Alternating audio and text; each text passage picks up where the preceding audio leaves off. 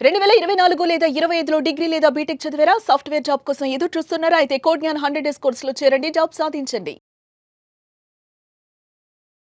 So career gap ఉన్న వాళ్ళకి ఎలా హెల్ప్ అవుతుంది ఇది? సి సాఫ్ట్వేర్లో ఏ ఏజ్ వాళ్ళకైనా జాబ్స్ ఉంటాయి. ఫస్ట్ థింగ్ వాళ్ళు అసలు పొరపాటును కూడా రైట్ క్వశ్చన్ అడిగా దానికి కొంచెం ఎలాబరేటెడ్ చెప్తాను. మీరు పాయింట్స్ చెప్పడం జనరల్గా 4th ఇయర్ వాళ్ళ గురించి చెప్తున్నారు. సో కెరీర్ గ్యాప్ గురించి చెప్తాను. సో దీనికి ఇంకొంచెం ముందుకు వస్తానండి. మీరు చూస్తే గనక జోహో రీసెంట్గా arret.ai అని చెప్పి వాట్సాప్కి ఆల్టర్నేట్ మెసేజింగ్ ప్లాట్ఫామ్ తీసుకొచ్చింది. జోహో అన్నది ఇక్కడ మన చెన్నై బేస్డ్ కంపెనీ అండ్ పక్కనే తిరుపతిలో చాలా హ్యూజ్ క్యాంపస్ ఉంటుంది. సో వాళ్ళు మీ ఇంటర్ అయిపోయిందా 10th అయిపోయిందా ఇంకా తర్వాత తీసుకెళ్ళి వాళ్ళ ప్రాజెక్ట్కి ఏం కావాలో ఆ స్కిల్స్ నేర్పిస్తూ వాళ్ళే స్టైఫండ్ పే చేసి జాబ్స్కి రెడీ చేస్తారు. ఓకే, అంటే నేను ఇది ఎందుకు చెప్తున్నానంటే మీరు కెరీర్ గ్యాప్ అన్నారు కాబట్టి ఏజ్ అన్నది మ్యాటర్ కాదు, మనం వెళ్ళే విధానం ఇంపార్టెంట్ అని. 2 days back Elon Musk interview వచ్చింది. ఎలాన్ మస్క్ ఇంటర్వ్యూలో కూడా చెప్తాడు స్కిల్స్ ఇంపార్టెంట్, ఏం డిగ్రీస్ కంప్లీట్ చేశాము అన్నది కాదు అని.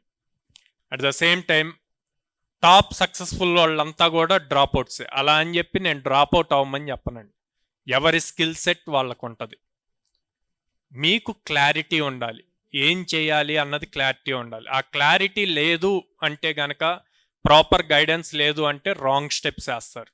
ఓకే, సాఫ్ట్వేర్ ఇండస్ట్రీలో కంపెనీస్ చూసేది అంతా కూడా మాకున్న ప్రాబ్లం స్టేట్మెంట్కి మీరు సొల్యూషన్ ఇవ్వగలరా లేదా అన్నది చూస్తారు.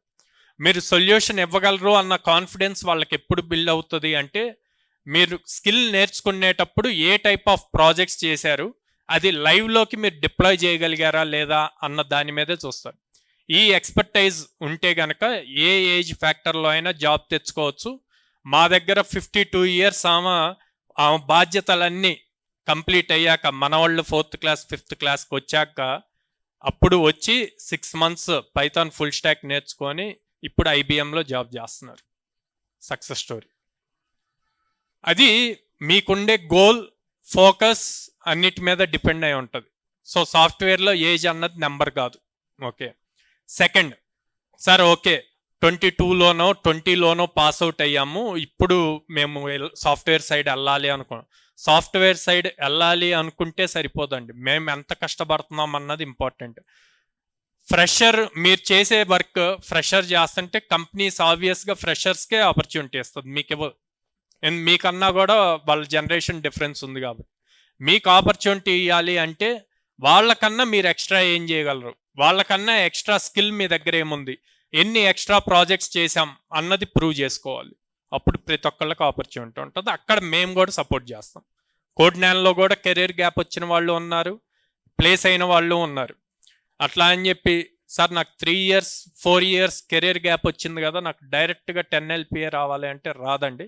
ఎవరైనా సరే ఆ 10,000 15,000 నుంచే కెరీర్ స్టార్ట్ అవ్వాలి. అంటే ఇంటర్న్షిప్స్ చేయాలి, ఆ ఇంటర్న్షిప్స్లో 10,000 15,000 ఇస్తారు. అక్కడ ప్రూవ్ చేసుకోవాలి, అక్కడి నుంచి ఫుల్ టైం ఆపర్చునిటీస్కి వెళ్ళాలి.